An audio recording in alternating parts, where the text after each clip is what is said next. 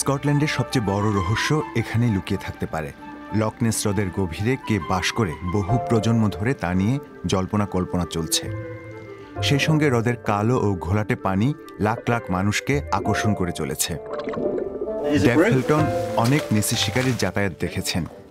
তিনি রহস্যময় নিসর্গ, একাকিত্ব ও হ্রদের অতল গহ্বর ভালোবাসেন। কারণ হেলটনের বিশ্বাস কোনো এক জীব সেখানে বাস করে, কোনো একদিন সেটি খুঁজে পাওয়ার আশাও তিনি করেন।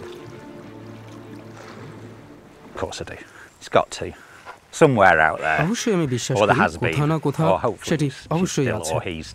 আশা করি এখন যেসব সকালে পানির উপর কুয়াশা থাকে তখন মনে হয় বলি একটু মাথা তোলো, বেরিয়ে এসে দেখাও যে তুমি আছো। প্রকৃতির প্রতি প্রেমের বশে ডেভ সেখানে এসেছিলেন। 60-এরও বেশি বয়সী অবসরপ্রাপ্ত এই মানুষটি স্বীকার করেছেন যে তিনি ইতিমধ্যে নেসির নেশায় বুঁদ হয়ে রয়েছেন। তার মতে অনেক কাহিনী ও রহস্য উন্মোচনের অপেক্ষায় রয়েছে।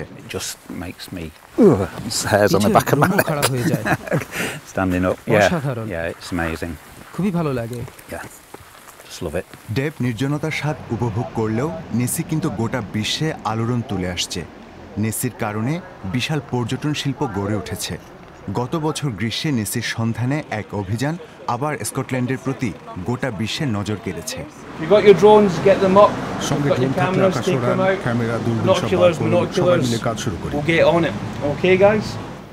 সোনার ও সাউন্ড প্রযুক্তি বসানো এক নৌকা 2 দিন ধরে হ্রদের পানিতে সন্ধান চালিয়েছে। গত 50 বছরে সেটি ছিল সবচেয়ে বড় অভিযান। শয়ে শয়ে স্বেচ্ছাসেবী সেই অভিযানের টানে উপস্থিত হয়েছেন। আমরা 12 ঘন্টার ট্রেন যাত্রা শেষে এখানে এসেছি। নেসি এখানে আছে, আমরা তাকে খুঁজে পাবো। রেবেকা ও তার 2 ছেলে ওয়েলস থেকে রওনা হয়ে সারাদিন পথে ছিলেন। নেসির স্বপ্ন বাস্তবায়ন করাই তাদের লক্ষ্য।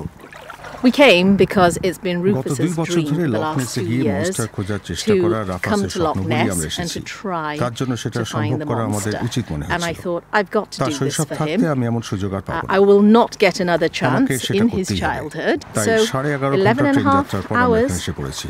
on a সত্যি train সার্থক। and we're here. Worth it. নেসির আরও এক অনুরাগের দেখা মিলল, কিন্তু এই অভিযানের পরেও রহস্যের সমাধান হলো না। তবে সেই কাহিনীর মধ্যে এমন এক জাদু আছে যা এমনকি লাজুক প্রকৃতির মনস্টারও দূর করতে পারে না। সে এমন এক জাদু যা এমনকি গভীর সংশয়বাদীদেরও হ্রদের পানি অনুসন্ধান করতে বাধ্য করে। মনে প্রশ্ন জাগে, যদি পাওয়া যায় তাহলে কি হবে? আমি চাইনি এই রহস্য দূর হোক। শৈশব থেকে আমি রহস্য ও পরিবেশ ভালোবাসি। আমি শুধু নিজের জন্য বিষয়টিকে নিয়েছি সেটা বলার অধিকার অবশ্যই আপনার আছে। গুরুত্বপূর্ণ এই ঐতিহ্যে ক্ষুদ্র ভূমিকা পালন করতে পেরে আমি সত্যি খুব খুশি।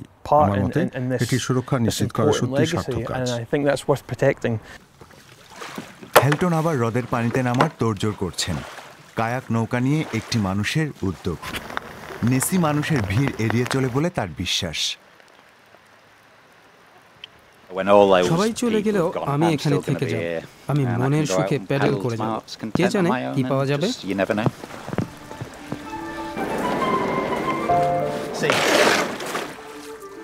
প্রতিটা দিনই এক অ্যাডভেঞ্চার।